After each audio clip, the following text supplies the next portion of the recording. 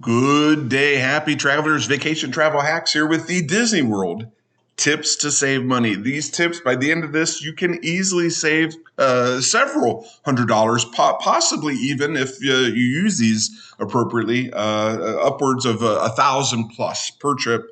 So if you're new to going to Disney World, you're worried about making sure that you're maintaining a budget. What I'm going to show you is the tips that I use for my family. We got four families, total of 8 to 12 people going. This is what we use to make sure that we can go 3-4 times a year to save money. Let's start off with where to stay. If you book during a promo period, you go to the Disney World website. It shows you, your options. And right now it's summer, and Disney is like, hey, we want people to go to Disney World during summer. And people are like, yes, but it's hot. But Disney World says, well, wait a minute. What if we make it cheaper for you? Huh? And then people say, it's not as hot. It's not so bad. How bad could it be, kind of a thing? So they say save up to 25%. That doesn't mean every room you're going to get is 25% off. The 25% typically, in my experience, is for the more expensive resorts, or as we call them in the Disney World, the deluxe resort. You got your value resorts, which are the most economical friendly. Then you got the moderate, which is a little bit of a splurge and a little bit of, conservatory actions there. And then you got the deluxe, which is the best of the best, the most convenient, the most glamorous, the best. And, you save the most money. If you're thinking of like, hey, I've never experienced a contemporary resort, well, this is the promo that should really get you thinking about it, because you can save up to 25-30% at the deluxe resorts. So let's take a look. Different resorts have different prices, as we made mention. The value resorts are what I think, if you want the Disney experience, the Disney transportation, the bus from the hotel right up to the kind of the front entry of the parks, the value resorts will be for you $141 a night. You can't beat that. That's better than $166, which is the what they call the rack rate.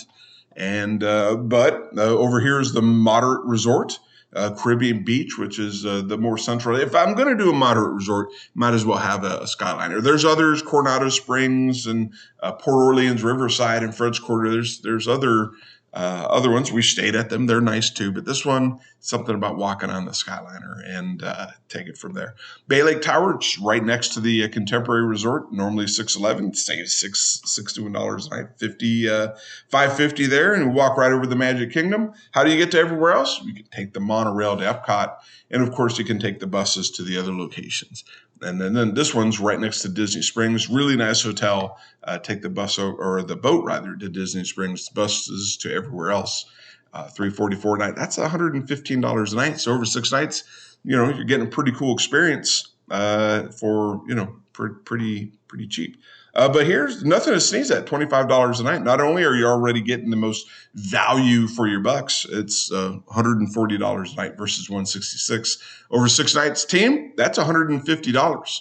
So, but also other things to consider is different date ranges. So if you can be flexible and you're not bound by your kids' spring or fall break, if you do some research, you can be rewarded. For example, I just wanted to go for a week, August 13th, $316. If I want to go in late July, $722 to $729. Oh, and by the way, both of these are hot. It's not like, one of these is cooler than the other. They're both very hot. I can save $20 a night. So again, over 6 nights, $120 in savings. But there's also different room types. So if I want to get the preferred room, and you're like, well, what is preferred? That's pretty close to the quick service meals, the sit down meals, the check-in lobby, pretty close to the transportation area.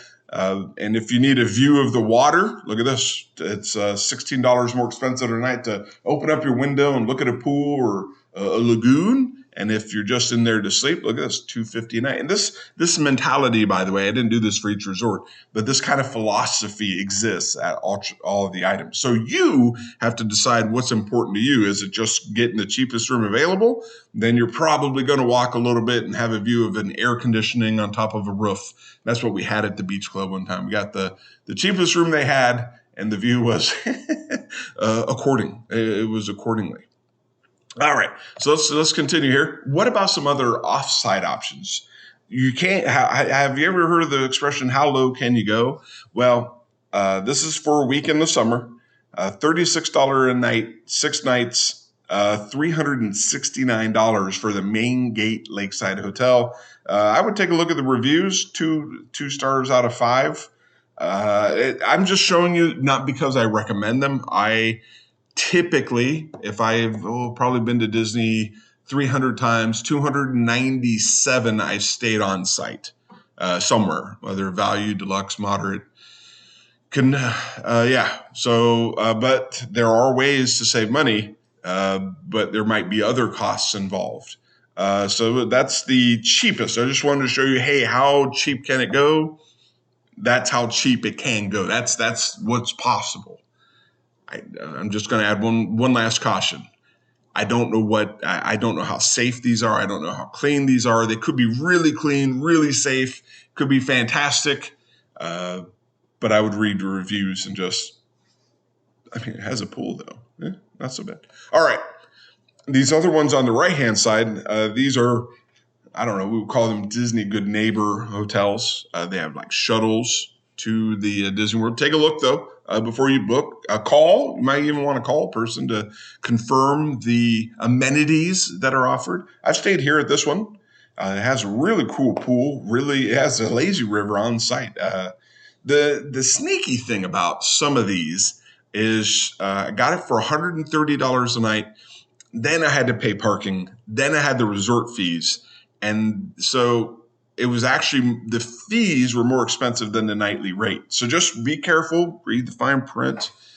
And a lot of people are really big on the Drury Plaza. On the Facebook groups I'm in, it comes with free breakfast. I guess there's a dinner hour where you can get free dinner. And listen, if you're not buying a Disney dinner, which for a family of 5, if you're averaging about $20 a person, you're saving $120 a night. Same with breakfast, so you can save a couple $100 a day by eating at this hotel, as long as you like the hotel food. There's allegedly transportation. I've never stayed at this, but everyone highly recommends it. And listen, 4.9 out of 5 is better than the 4 out of 5. So just call to confirm the amenities. Rather, take a look at the website, and there's money to be saved here as well. So also, if you're not within driving distance, you get to choose what's comfortable for you and your family to drive. The price to pay in airfare or the price to pay in time in the car. And both it's a balancing act. So when it comes to flight options, if you're not bound by your kid's schedule and you can be flexible, a little bit of research can save you an awful lot of money. So if you just haphazardly book, the starting rate, if you just pick a day, is $242. But if you can be strategic, you can save about $140 per person on a flight if you just see what's available. Now, let's dig a little deeper here, because these prices that you see come with, let's just take a look here. Spirit Airlines and Frontier, they will be some of your cheaper upfront. The price will look cheaper. But you see this little luggage icon here? That means the luggage isn't included. And maybe you don't get to pick your seat. And if you put something in the overhead bin, or there's fees, just make sure you understand the fees, because you can go cheap, but by the time you're all said and done, you probably, maybe in some instances, got first class on Delta. I just make sure you understand all that's involved in the airfare fees there. But the reason I'm showing you this slide is if you live close to multiple airports, Chicago, New York, looking at you, or you live within close driving distance to another airport. For example, I'm in Atlanta. I could go to Greenville. I could go to Nashville, Knoxville. Actually, I just drive. But I'm just saying, consider how far you are to another airport and what the savings would be. So we got $96 from LaGuardia to MCO. We got $168 for LaGuardia to Tampa. The other thing I want to call out is Orlando is serviced by many airports. And I've flown into Tampa to get to Disney World. It's about a 45-minute drive, 50, and depending upon traffic, sky's the limit. Let's just say the fastest I've ever done it is 45. You can do it in more. Is the savings in airfare, especially if you're going over a holiday weekend like President's Day, a marathon weekend when Disney does one of those things. It was actually $300 cheaper per person for me to fly to Tampa, and the rental car was $110. So you can do the math. All I'm saying is just make sure you consider all of your options. That's all this is. So consider other airports out, consider other airports in, and make sure you weigh the pros and the cons of times, other additional costs incurred, and you can take it from there. Let's move on. Plan your budget by researching the quick service menu. If you do think you're going to end in the parks for meals, just you can budget for the food. Actually, what you see here in terms of creating a baseline, most people can eat burger and chicken tenders and hot dogs. This is the price for that. Drinks probably add on another $4 or $5 budget for that, and per person, and plan accordingly. And that will help you at least do the math in your head of, hey, what do I need to get down there? And then once I'm there, what am I going to need to enjoy myself there? Other tips: grocery delivery service. If you're in a hotel, try to maybe get some snacks, maybe stuff to get a peanut butter and jelly sandwich. Water, cases of water delivered if you don't have a rental car. Stay hydrated, especially team. It's almost June here. I'm up in North Georgia. It's hot and humid here, so we know it's not going to be more comfortable down there.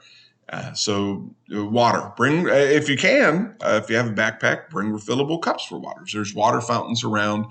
Some of the quick service, a lot of the quick service places will give you ice water. Pour that in there. Stay hydrated. Don't underestimate that. You can spend $4 for a Dasani water. We do, mostly because I don't want to carry around a backpack. But the easy way to save probably $100 for a family of four. And then set expectations for your family on knickknacks. Just say, hey, each of you get $20, or you get one thing, or whatever it is. That because Disney is a marketing machine, merchandise everywhere, and everything's shiny and everything's there. I got 2 droids that we never use. I got 3 or 4 lightsabers we don't use, but I have them and they're cool. But each one of those things was $150, $200. So just set expectations. And then lastly, this is tough. The whole purpose of this is to help you get a number in your head to go down there and have fun. Try to budget in some leeway. Enjoy the experience. Try not to be in your banking app the whole time. This is all to squeeze and get the most savings here. If you do all these tips, by the way, and if you're strategic about airfare, easy to save $150 to $300, $400 per person. And then if you're strategic with the lodging, I'm not going to go with the offsite options. I'm only going to recommend the Disney locations. You can easily save $120 a night. Just with those tips alone, not including water, you can easily save $1,200 to $1,400, and make it, a Disney trip. So anyway, I hope you found these tips enjoyable. If you have other tips that people need to consider, feel free to drop a comment in the link. And I'll be at Disney here in about 3 weeks. So I hope you travel safe, and maybe I'll see you in the parks. Travel safe.